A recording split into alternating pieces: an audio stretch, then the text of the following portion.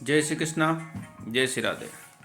आज हम आपके लिए लेकर आए हैं आयुर्वेद की अति प्राचीन औषधि। उसके पहले आप सब्सक्राइब करें हमारा चैनल सेवा संग्राम। उस औषधि का नाम है हेमाभ्र सिंदूर या हेमाभ्रक रस सिंदूर। यह अति प्राचीन औषधि है जो निघंटु रत्नाकर ग्रंथ में वर्णित है।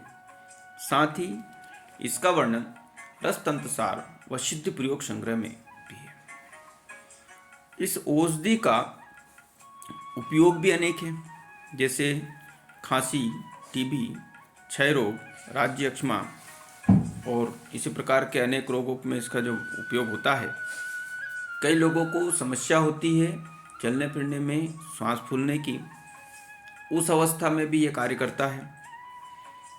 कई व्यक्ति होते हैं जिनको संध्या काल होते ही बोलते समय श्वास ऊपर नीचे होता है। ऐसी अवस्था में भी इसका कार्य श्रेष्ठ है। यह स्वर्ण मुक्ता युक्त औषधि है। इसमें स्वर्ण का जो उपयोग है, इसमें जो रसायन है वो स्वर्ण युक्त होने के कारण बहुत ही जल्दी कार्य सिद्ध करने वाला है।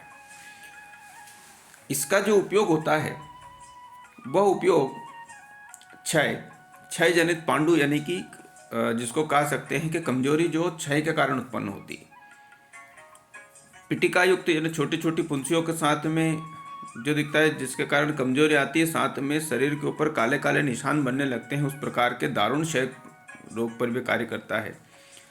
ऐसा रोग जिसमें शरीर में किसी प्रकार का बीमारी नहीं दिखती परंतु शरीर में रोग उत्पन्न होता है। जैसे आपने देखा होगा कि लोगों को अपने आप कमजोरी लगने लगती है, शरीर में वजन कम होने लगता है, लेकिन मेडिकल की जितनी भी जांचें होती है वो सब नॉर्मल आती है। उस अवस्था में भी आप इसका उपयोग कर सकते हैं। यह सिंदूर रस सिंदूर युक्त औषधि है। इसके जो मुख्य घटक हैं, मैं आपको घटक द्रव्य आपको बताता हूँ। इस मुख्य घटक द्रव्य जो हैं, स्वर्ण भस्म है, रस सिंदूर है, अभ्रक भस्म है।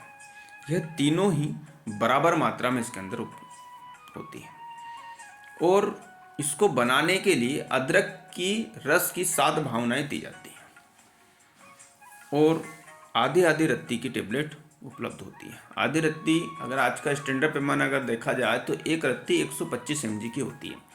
पुरातन शास्त्रों में रत्ती को 121 mg के बराबर माना गया है। तो 121 mg का आधा तो 60 mg के लगभग की एक वटी या टेबलेट बनती है।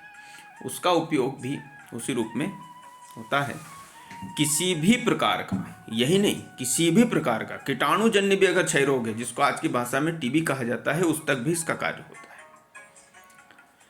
इसका जो पुस्तक के अंदर जो वर्णन दिया गया है वो इस प्रकार है। रस सिंदूर में रसायन, कीटनाशक, योगवाही और कफक गुण अवस्थित हैं। यह तीनों के संयोग से क्षय रोग में कीटाणुओं को नाश करने के अतिरिक्त शारीरिक शक्ति के संरक्षण के अद्वितीय गुण का आविर्भाव हो जाता है। इस हेतु से इस औषधि का उपयोग राज्य अक्षमा पर उत्तम होता है। सूतिका रोग वो होता है जो प्रजनन के बाद, प्रसव काल के उपरांत जो शरीर के अंदर कमजोरी आती है, थकान आती है और शरीर में वात वाहिनी नाड़ियाँ जो है अव्यवस्थित होती है, उस अवस्था में भी आप इसका उपयोग कर सकते हो। जो रक्त श्वास के कारण कमजोरी आती है उसमें भी, वहाँ पर आप इसका उपयोग च्यवनप्राश के साथ करें, अति शीघ्र आपको आशातीत परिणाम मिलेंगे। किसी भी प्रकार के पल्मोनरी ट्यूबरकुलोसिस के ऊपर इसका उपयोग आशातीत मिलता है। हमने इसका प्रमाण देखा है,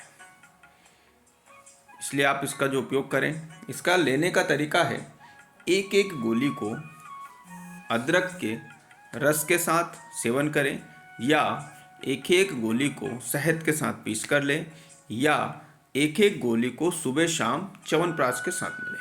अलग अलग स्थितियों में अलग अलग प्रकार से ले सकते हैं। अधिक जानकारी के लिए आप हमसे संपर्क कर सकते हैं और इसकी पूरी विस्तृत जानकारी ले सकते हैं। जय श्री कृष्णा, जय श्री राधे। सब्सक्राइब करें सेवा संग्राम।